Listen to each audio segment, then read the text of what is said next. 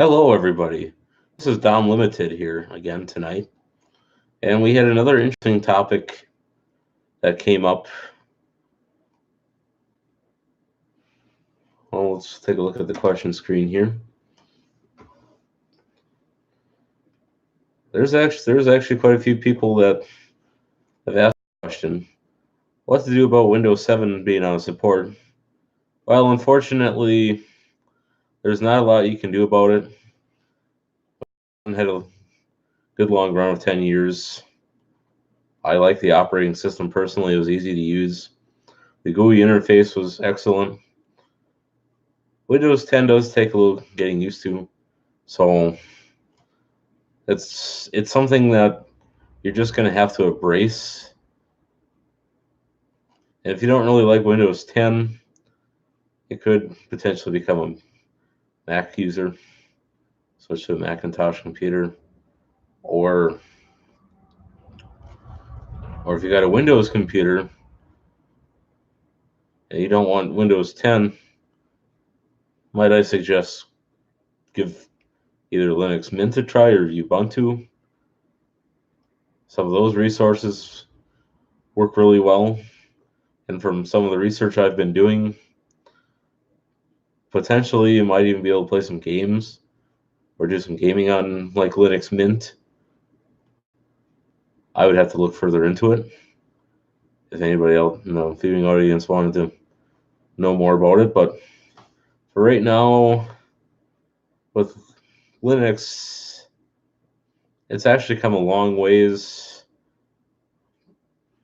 Originally, when they built that OS, they originally intended for third world countries where, like people in Africa, where they could not afford computers. What they did is they built the cheapest computers at a very low cost.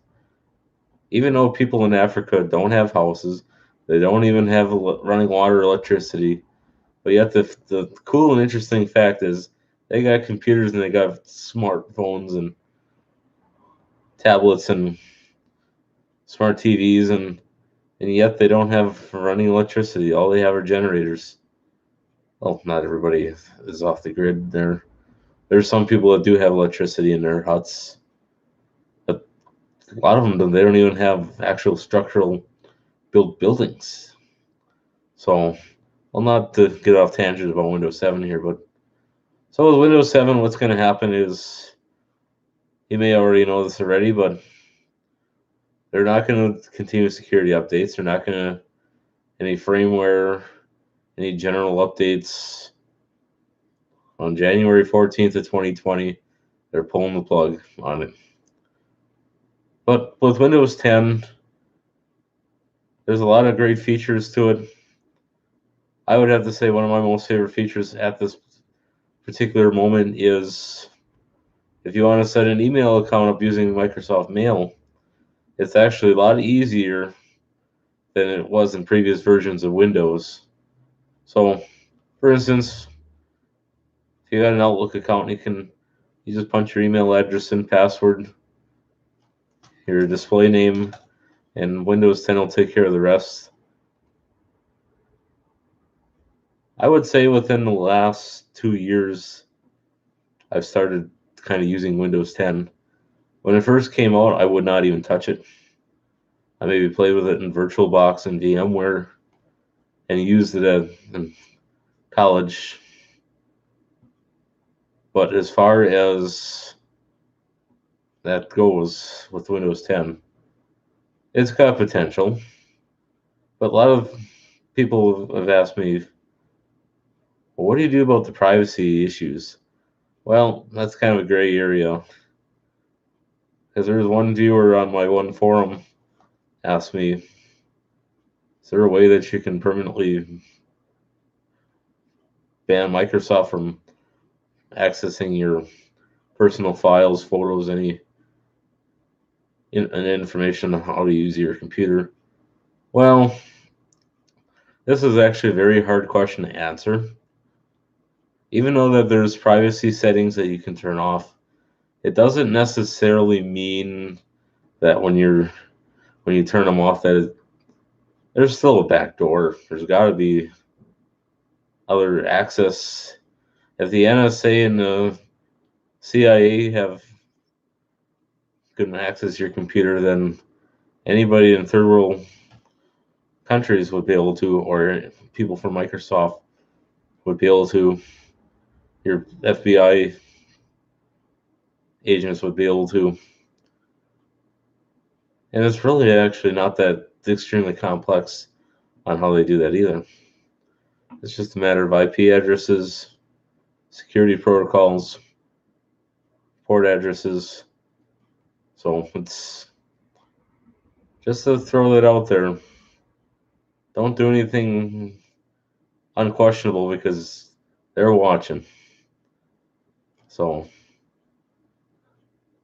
unfortunately, with 10, another viewer asked, why is it when you set up things a certain way, and all of a sudden, like a week or two later, 10 will default back to whatever originally was set up to be? That is something I can't really answer because there's not really a lot of explanations out there for why computers do, or why Windows 10 is operating that way. I'm thinking either that person may have picked up a malware infection or a worm of some sort. But in theory, I don't really think Windows 10 is perfect. It's got its flaws, but you got to remember, you can't keep anything on your computer that you don't want anybody else having access to, because what will happen is you got incriminating stuff or embarrassing stuff. It could end up on the internet without your acknowledgement. The weird thing is, I had a cousin that was in the U.S. or U.S. Army. No, it wasn't the Army. He was a Navy SEAL, and on their ships, they used Windows 2000. That was they were using it. The reason they were using it is because it was so secure for their little virtual private network on board ship that it was not really susceptible to hacking because of the encryption that was put in place. And even one way you can get away with using Windows 7 yet is if you're a volumized license user.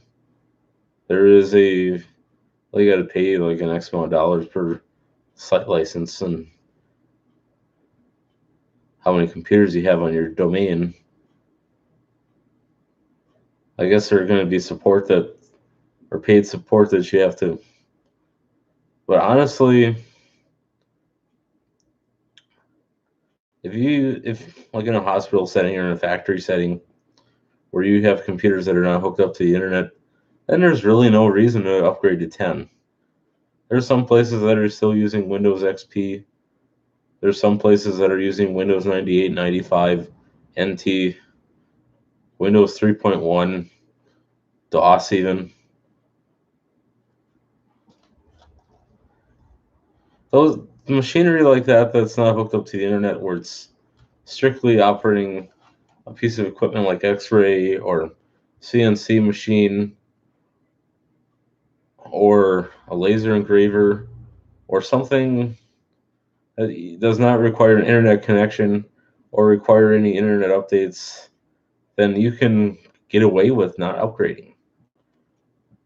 Or if you're running a terminal for like Cisco switches, if you're using a serial port, you don't need to upgrade to Windows 10. You can get by with, and basically for switching commands and making well, let me rephrase that. So if you got like Cisco switches or Hewlett Packard or Linksys or whatever, and you're using a serial connection to a console port on your switch, you don't need a fancy i7 computer with 32 gigs of RAM or 16 or even 8. Most likely, all you would need is even like a Pentium processor with like 2 gigs of RAM.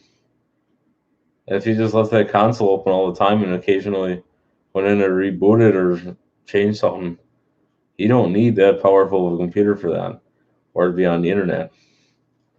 Once you get your PuTTY program or PuTTY app as they call it, that doesn't need internet. It's just you just put zero. That's 096 or 9600 option down, and it'll bring up you a command prompt strictly for the use of like Cisco and. But personally, I just think technology is kind of interesting itself. Server 2008, they're pulling the plug on as well. I know, but not a lot of people actually use that anymore. There's some places that still kind of use it, but if you're not on the internet with it and it's in-house, like a directory or print server or an Active Directory or an Active or domain controllers, you probably want those on the internet for updates and stuff like that. So, fortunately, Microsoft just the spring released Server 2019, and after doing a webinar a few weeks ago, well, basically, most of you probably know what a webinar is already, but if you don't, I'll kind of explain real quick what you do with a webinar. Well, webinar is you got a webcam, you go on your computer, you sit there for 4 hours having a grand old time, and you have to. The one I was on required two screens. One screen was full of comments, and the other screen had a bunch of. The other page had, or you're when you had your camera on your face up in the corner, and then you can see a bunch of other faces around, and in the center screen you had the guest speaker. And the really cool part about how they had this webinar set up was you can talk to the other people, and if you had questions, you could ask the guest speaker. So that was actually well worth 4 hours of sitting here, because I learned quite a bit about using Server 2019, and I would actually be comfortable embracing the new OS. And it looks identically like Server 2016. Other than it's got a few new features, and it's more up to date. But don't get me wrong, Server 2016 it works well too, and Server 2012. Well, they're gonna pull the plug on that. That one, I would have. I'll tell you, pull that one up real quick.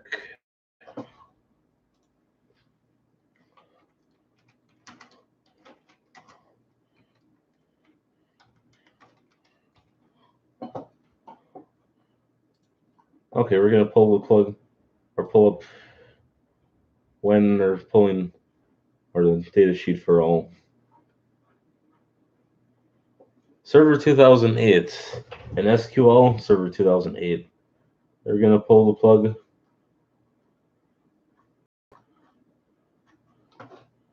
No, that's not what I was looking for.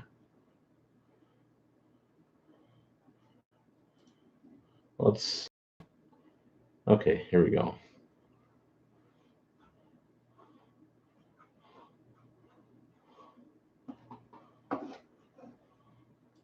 So let's see here. They sent me the wrong link. That's kind of embarrassing. Well, let's Let's try that again.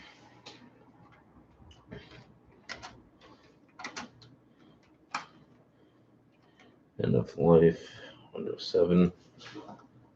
So officially, January 14, 2020 for Windows 7.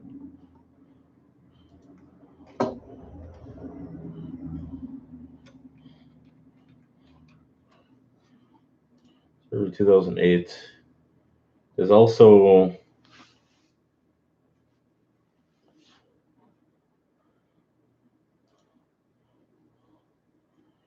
mainstream support for Server 2008 ended on January 13th of 15. However, more critical looming date is January 14th of 2020. They're going to completely pull the plug on Server 2008. So it will no longer be supported. No more security updates. No more patches. It'll become like Server 2003 and Server 2000 and NT Server. Why don't we look up Server 2012? Because that was actually another question.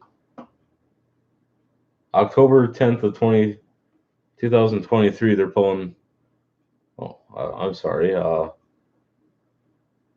The new end of extended support date for Server 2012 is October 10th of 2023. According to Microsoft's newly updated product lifespan page, the original date had been aired January 10th. So that's not bad. But they had a good product run too. Or they haven't ended it yet. You still got a good almost 4 years yet with the product. So it's like anything else. It's like the car market, if you think about it. Like Ford just continued to focus in the Taurus, but you got to think where vehicles are going. Everybody wants trucks and SUVs. They don't want cars. Personally, I'm kind of a car guy, truck guy, so I don't usually buy new vehicles anyways, so it really doesn't affect me much. Okay, back to, let's see when the Server 2000.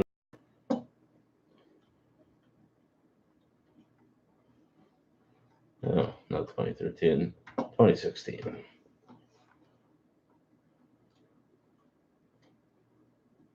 I hope that this forum, Server 2016, mainstream began in 10/17 and 2017, and end of extended is 4/09 of 19. Here we are. This is what I was looking for.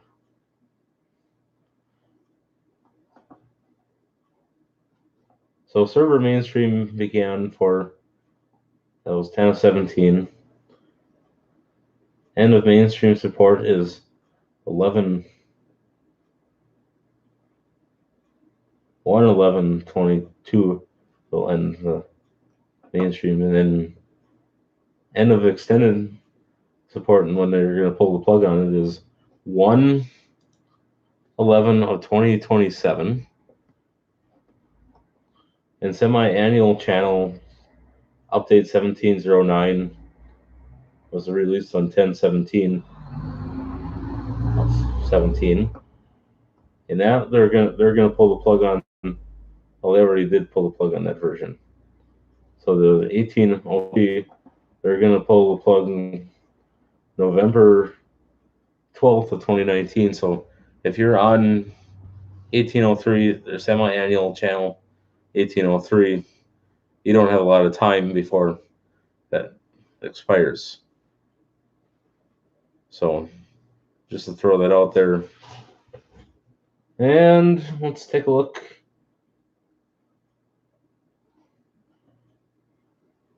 Exchange 6. Okay, why don't we look up the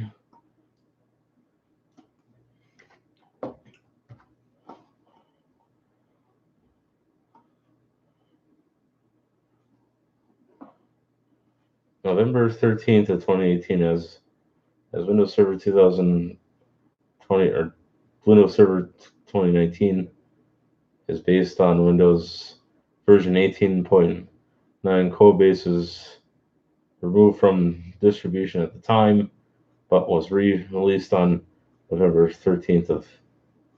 Wait, something doesn't seem quite right here. The website I was reading on said it came out in spring, but yet Wikipedia is inaccurate, so don't ever believe anything you read on Wikipedia. It's never accurate. I don't care how honest and legit it seems. Don't ever use that as your main source of information. Go to the official Microsoft site if you want to know actual information on the products of Windows. So, well, other than the fact that you're not going to find stuff on XP or 95 or 98 or NT or on the official Microsoft sites anywhere because it's all obsolete software. So we'll get back to the topic of. Actually, there's not much to. We pretty much discussed most of what you can do about upgrading to 10. One more thing I forgot to mention. If there is anybody out there that's still using Windows 7 and you don't want to pay $200 for a new copy of like Windows 10 Pro or $179 for a copy of 10 Home, what you can do, depending on your license sticker on a machine, and if you don't have a sticker on there and you're running like an Windows 8 or an 8.1, use a software program called Magic Jelly Bean. Download it, and it'll tell you what your product key. And make sure you write that down. It's a 5-digit numbers and letters. But don't use a false key regenerator or cracked keys. That's unethical and it's wrong. So basically what you want to do is you can go to Microsoft's. There's a Windows 10 to go kit. All you need is I would get like a 32 gig flash drive, just be on the safe side in case there's any other drivers and stuff you want to download while doing this or programs. So what you want to do, I'm going to pull up the link.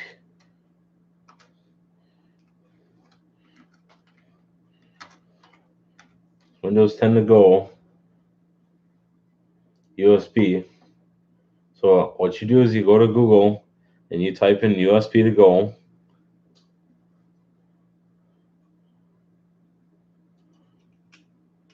And there is a download link. Now first, I gotta find.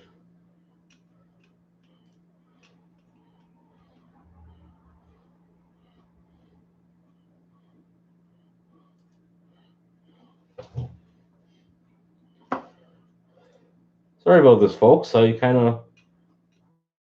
didn't quite prepare myself for this topic that somebody asked.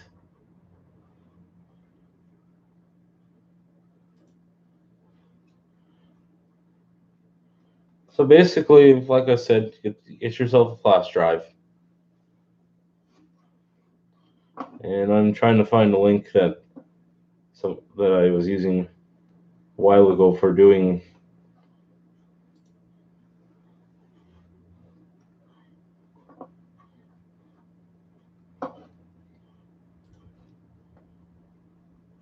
So basically, okay, I can't really find the link, but so what I'm going to do is I'm going to explain how this works. So basically, go to this one website, Windows 10 to go is basically what you're trying to accomplish. Basically, it's like a Rufus file, an ISO file, and it's an upgraded file. It's been actually probably about a month since I've actually done this, and I'm trying to think how the score was, but not trying to look stupid here or anything, but it's still free to use, even though Microsoft officially tells you, oh, you can't upgrade to 10 for free now, you got to pay. Not necessarily. Use the Windows 10 to go USB flash drive. So what you do, it'll pop it in your computer, open it up, click on when it prompts you to, it'll come up with Windows asking if you want to upgrade to Windows 10. You go ahead and do that, and it will. It's pretty much typically standard operating. Like if you're selling a fresh copy of Windows 7 or XP, it's a no-brainer. But make sure when you're doing it that you don't wipe out your partitions or any files, because you can easily wipe out your data by accident without even realizing it. So just keep that in mind. And if you don't want to do it, call a guy like me. That's if you're in the Manitowoc County area. And I would be able to, within a day, actually give like 3 days minimum to successfully, because once you get done doing the upgrade, there's a lot of updates you need to do, a lot of firmware updates, a lot of drivers. Actually, the drivers aren't too bad, because some of it will carry over from Windows 7 or 8.1. But it's still kind of a risky thing, because something could go wrong. Usually, most 99% of the time, it hasn't failed me yet. So I will, when I figure out what site it is, I will come on here live again, and we will discuss maybe tomorrow. Tomorrow's Sunday, so yeah, we got time tomorrow to possibly make a little chat about this. I kind of figure Windows 10 isn't completely that terrible. You just have to be careful what you do on there. I don't do anything that exciting on the computer other than emails and working on stuff, so you're not going to get in trouble. It's those people out there that do kind of questionable things on the computer. So those are the people that really have to worry. But those that kind of mind their P's and Q's and don't do any Facebook stuff, it's minimal tasks as possible, you're likely to be able to just kind of get by squeaky clean. So I hope that I was able to answer my forum questions that were on tonight's topic.